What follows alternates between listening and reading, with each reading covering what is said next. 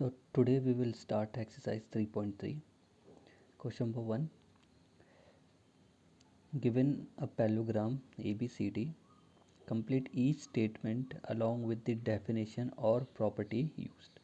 क्या बोलता है क्वेश्चन नंबर 1 में आपको एक पैराग्राम दे रखा है ABCD जिसमें आपको कंप्लीट करना है स्टेटमेंट को, ठीक है।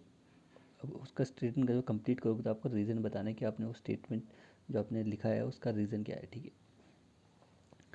तो पहला पैराग्राम आपको दे रखा है ABCD, ठीक है। इसके डायगोनल है AC और CDB, ठीक है। दो डायगोनल है AC और DB।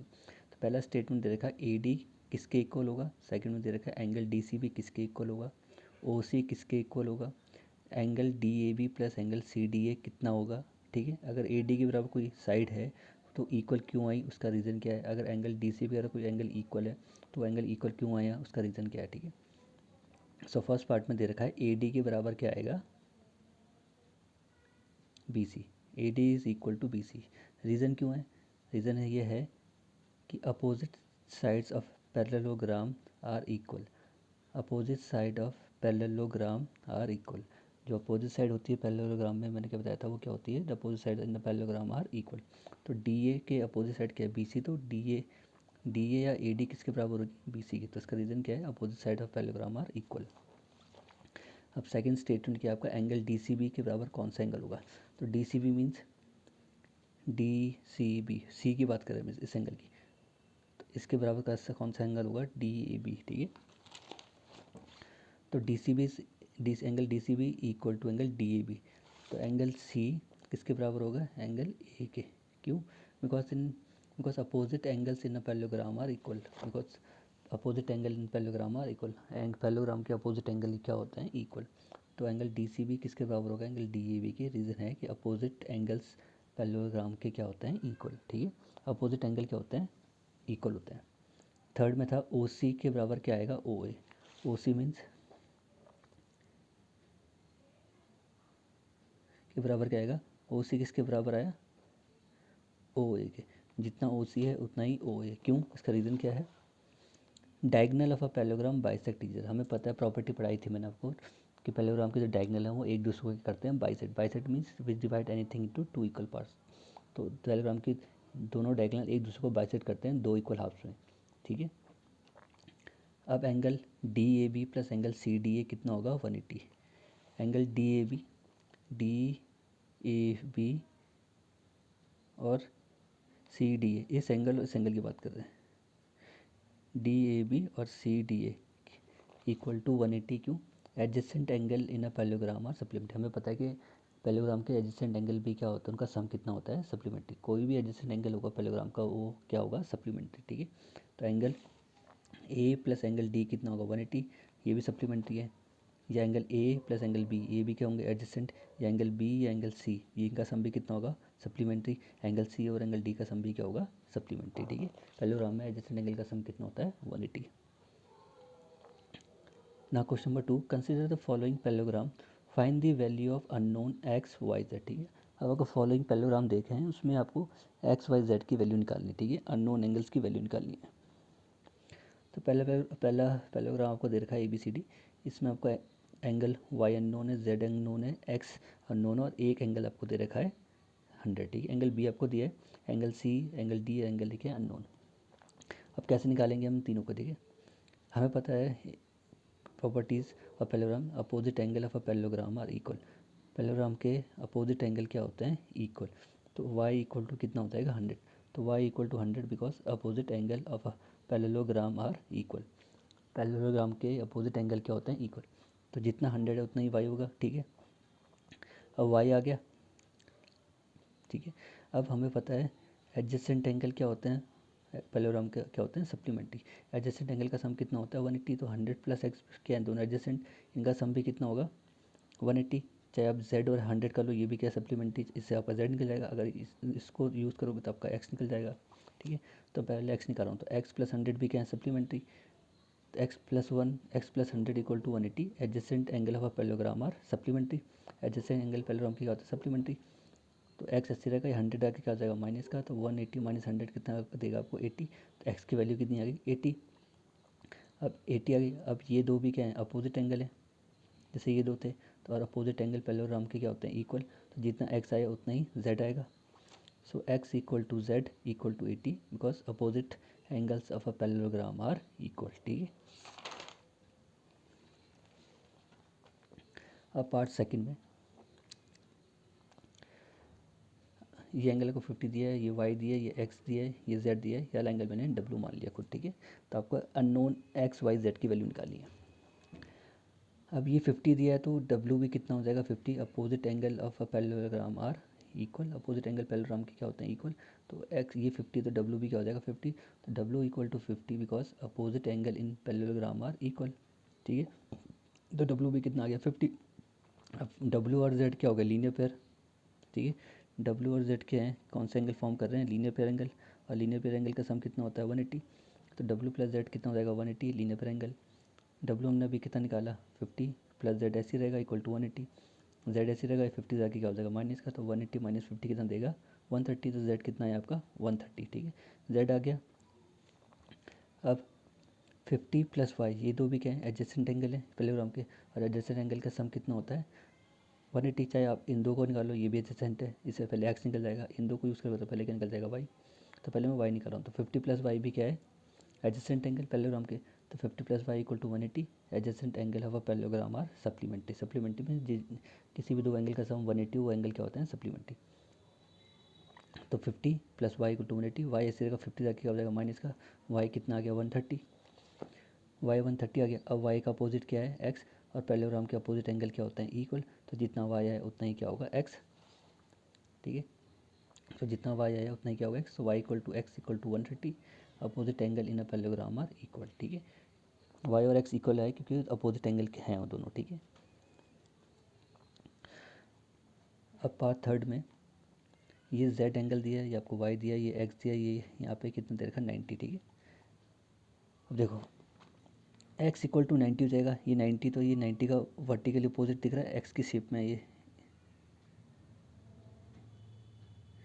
तो वर्टिकली अपोजिट एंगल क्या होता है इक्वल, तो ये 90 तो एक्स भी कितना हो जाएगा 90 वर्टिकली अपोजिट एंगल, एक्स 90 आ गया, ये 30 है ये वाई है।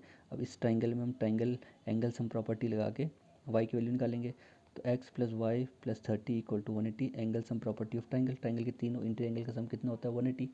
ठीक है, एक्स हमने भी निकाला कितना है 90, वाई हमारे लिए अननोन और ये एंगल हमें गिवन है 30, 90 प्लस 30 कितना होता है 120, 120 इधर आके क्या हो जाएगा माइनस का, तो वाई की वैल्यू कितना आएगी 180 माइनस 120 कितना देगा आपको 60, तो y कितना आ गया आपका 60। अब y equal to z equal to 60, अब जितना y आया उतना ही z आएगा क्योंकि ये दोनों क्या हैं ऑल्टरनेट, z शेप में देखो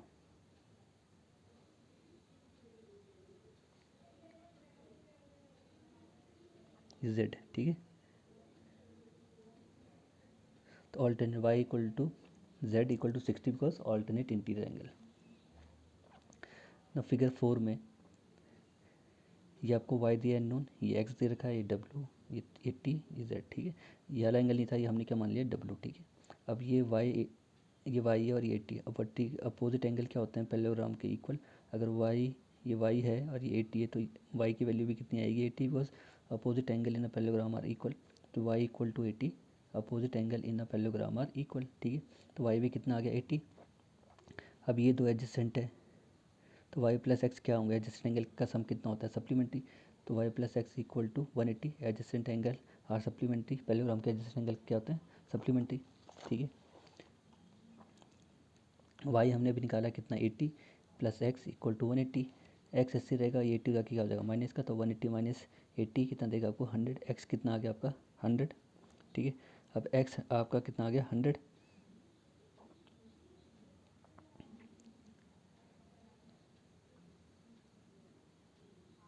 एक्स 100 आ गया आपका। ठीक है, अब z कितना आ जाएगा, अब देखो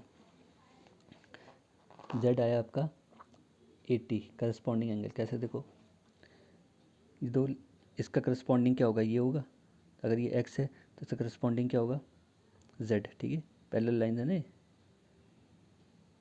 तो x का करस्पॉन्डिंग क्या है सॉरी z का करस्पॉन्डिंग क्या है एंगल 80, तो 80 और z भी क्या होंगे इक्वल, दोनों क्या है करस्पॉन्डिंग एंगल। ठीक है,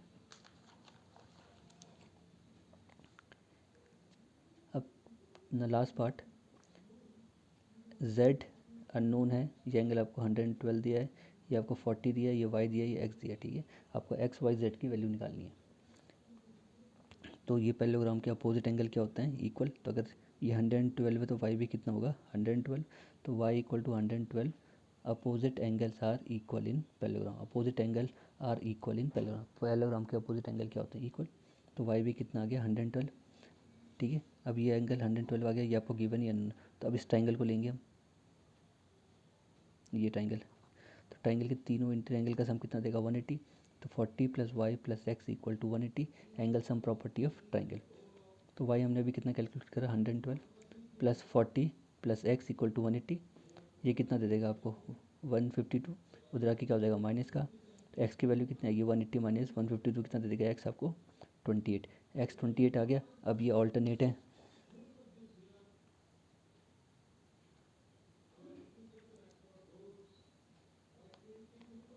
ये ऑल्टरनेट है जेड की शेप में।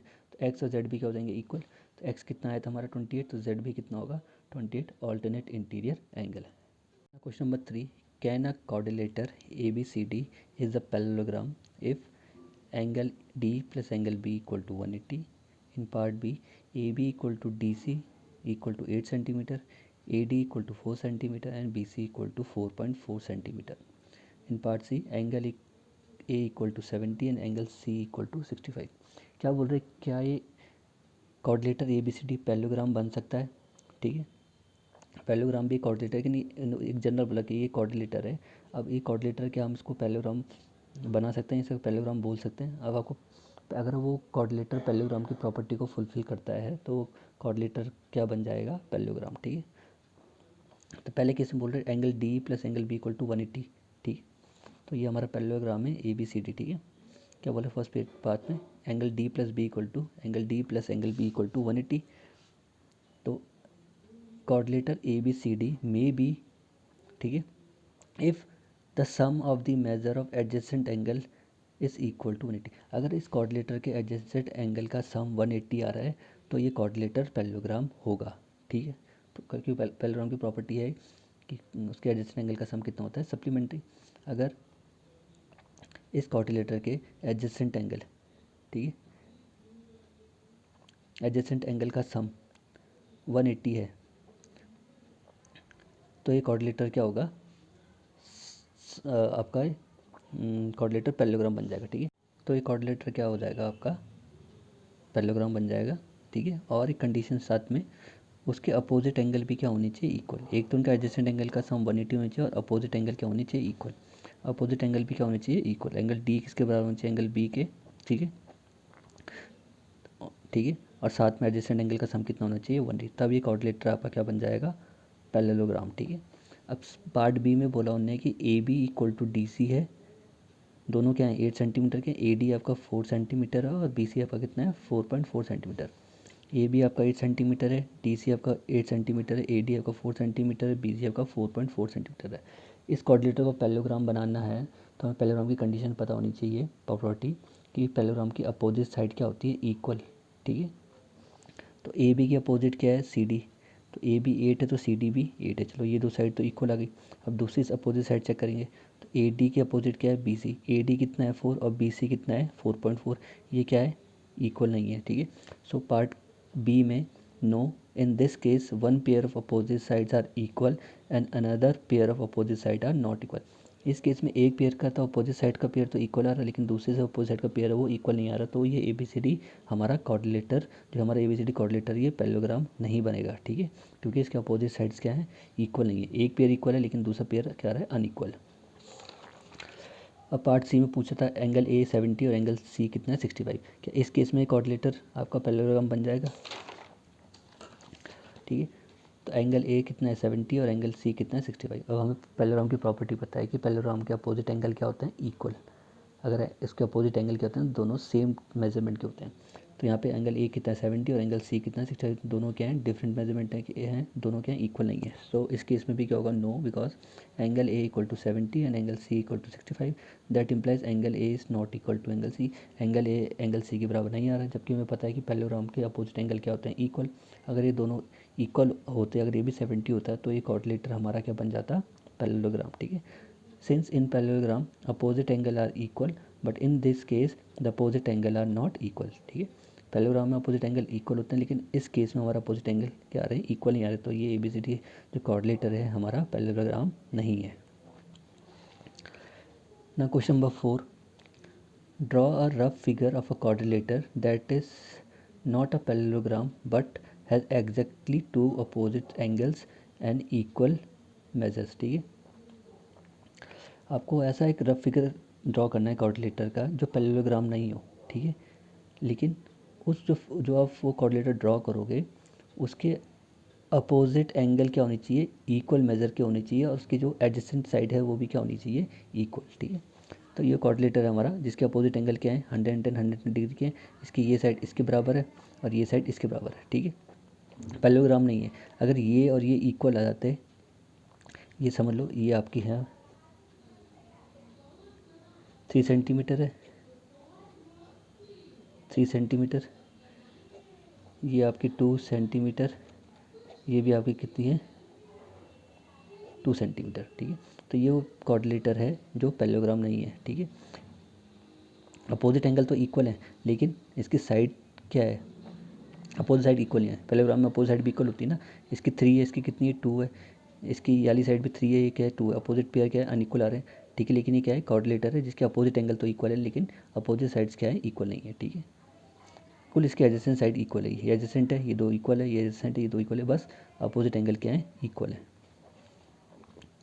और पैरेललोग्राम में अपोजिट एंगल भी इक्वल होते हैं और अपोजिट साइड्स भी क्या होती है, इक्वल। ठीक है, ना question number 5, the measure of two adjacent angle of a parallelogram are in ratio 3:2, find the measure of each of the angle of parallelogram. ठीक है, क्या बोल रहे हैं, एक पैरेललोग्राम है जिसके जो एडजेसेंट एंगल का आपको एंगल्स का रेशियो दिया है। ठीक है, जो इसके एडजेसेंट एंगल है उनका रेशियो दिया, किस रेशियो में, उसके पैरेललोग्राम के एडजेसेंट एंगल 3:2 में। ठीक है, तो आपको बताना है वो हर वो एक एंगल है उसकी वैल्यू क्या है, इस एंगल की भी वैल्यू क्या है, इस एंगल की भी वैल्यू, मतलब कितनी कितनी मेजरमेंट का है, ये कितनी मेजरमेंट का है। ठीक है, तो रेशियो में इसको मैंने इन दोनों रेशियो को मैंने x से मल्टीप्लाई कर दिया, तो अब ये एंगल कितना बन गया 3x और 2x। आप कोई भी ले लो, चाहे आप इन दो का एडजेसेंट एंगल ले लो तो ये 3x हो जाएगा, ये 2x, चाहे इन दो को ले लो तो ये 3x ये 2x, चाहे b और c को लोगे तो एक 3x हो जाएगा, एक 2x। मैं ले रहा हूँ d और c को। ठीक है, तो ये दो एडजेसेंट एंगल है, एडजेसेंट एंगल ये दो भी है, ये दो भी है, ये दो, आपकी मर्जी, आप किसी को भी एंगल मान दो।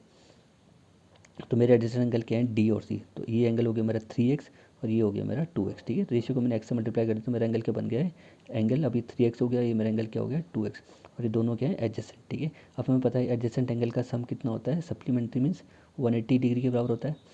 ठीक है, since we know that the adjacent angle of a parallelogram are supplementary, parallelogram के एडजेसेंट एंगल का सम कितना होता है 180, चाहे ये दो एडजेसेंट एंगल इनका सम भी 180 होगा, ये दो एडजेसेंट एंगल इनका सम भी 180 होगा, ये दो एडजेसेंट एंगल इनका सम भी कितना होगा 180, वैसे ये दो एडजेसेंट एंगल इनका सम भी कितना होगा 180। ठीक है, तो एडजेसेंट एंगल का सम कितना होता है 180, तो 3x + 2x कितना देगा आपको 180, 3x + 2x कितना हो गया 5x, 5x = 180, x 80 रहा, 5 से डिवाइड करोगे 180 वो कितना आ जाएगा 36। ये तो x की वैल्यू आई, हमें तो एंगल्स की चाहिए ईच एंगल की। ठीक है, तो इस x की वैल्यू यहाँ रख देंगे 3 के साथ, जहाँ पे x है तो 3x है ना, तो x रखोगे यहाँ कितना हो जाएगा 36, तो 36 × 3 कितना देगा आपको 108। इस एंगल की वैल्यू कितनी है 108। फिर जो सेकेंड एंगल है हमारा वो कितना है 2x, तो जहाँ पे x है वहाँ पे क्या रख दोगे 36, तो 2 × 36 कितना दे देगा आपको 72। ठीक है,